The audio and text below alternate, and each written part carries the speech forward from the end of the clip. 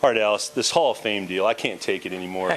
30 years, 29 albums, sold somewhere between 30 and 40 million records. You've influenced everybody in the business. And every year they go in and they put, and God bless Little Rascals and Talking Heads and all those. I mean, nothing pejorative to those people. Did you steal somebody's lunchbox over there? What in the heck is going on? I must have.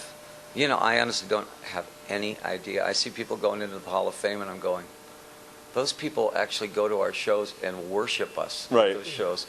You know, but again, it's a club. It's a club it's a bunch of guys in New York that own a club, and they decide who goes in. Right.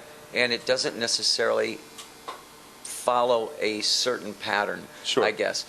I'll be in there. I'm sure I'll be in there. But at the same time, it is kind of funny to watch it. I sometimes think I'm just overqualified. Yeah. You know. I like that, overqualified. Or I might just hold out for sainthood.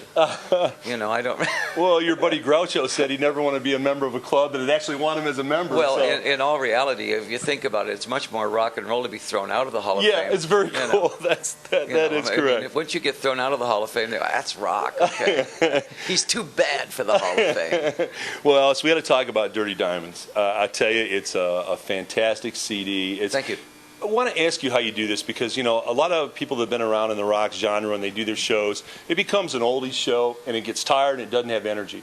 And we chat all the time about your performances because you put the energy out of a 21-year-old guy. It's nonstop and the music is fresh. You always are infusing great Sunset Babies, I think, is an absolute classic rocker. Yeah. It's always fresh. It's always energetic. How do you do that? I've never outgrown it. I've never outgrown it. My roots are Detroit, you know, and I always surround myself with great guitar players and a great band that knows how to work the stage.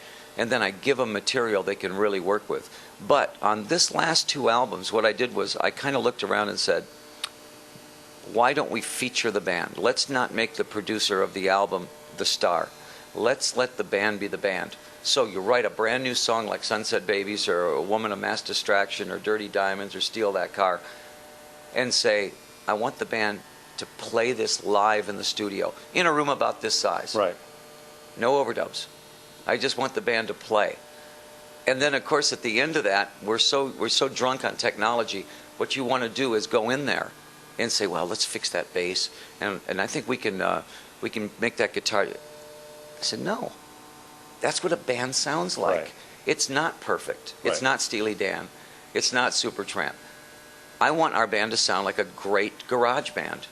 And so if you write great songs and put it with a great live band and record it 20 times and say, that's the one we're going to take. We did the album in 14 days. Yes. Wrote it and recorded it. It's a great CD, and that's a great segue on Sunset Babies. Taking a little dig at Paris, right? Paris Hilton. Well, you know, I feel that it's my job to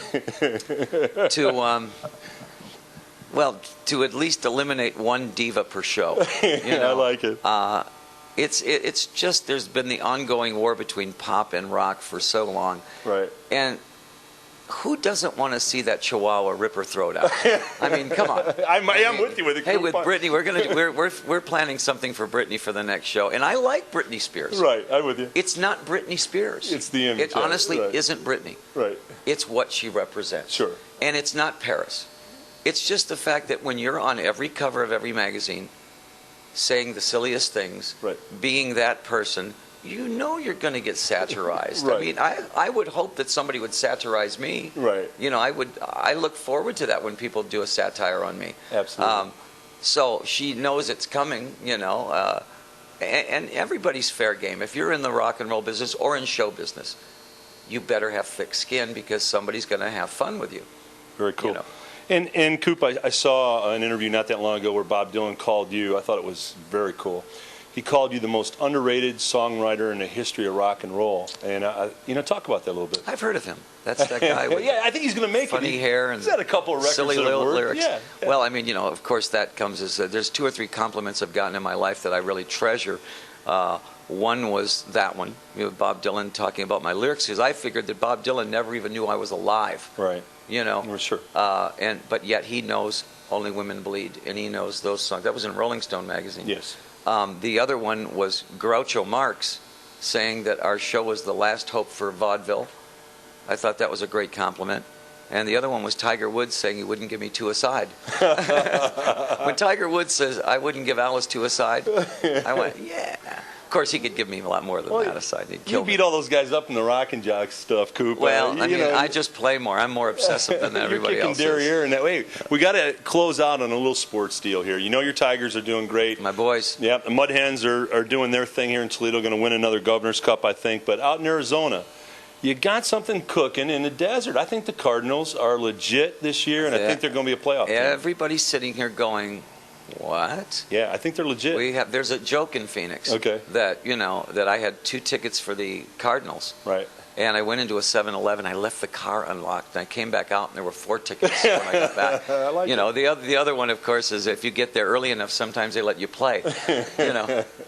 We've never considered the Cardinals to be any kind of hope at all. Right.